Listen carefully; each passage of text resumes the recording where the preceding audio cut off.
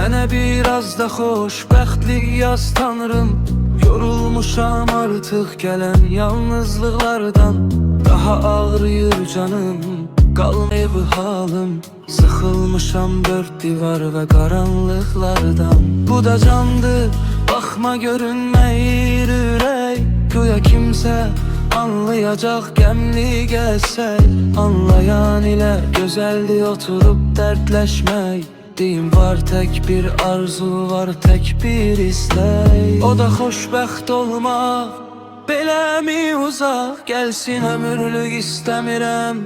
Günlük qonaq Tanrım məni sevindir, xoşbəxtlik yazaraq. Mən də sevinim, yaşayım xoşbəxt olaraq.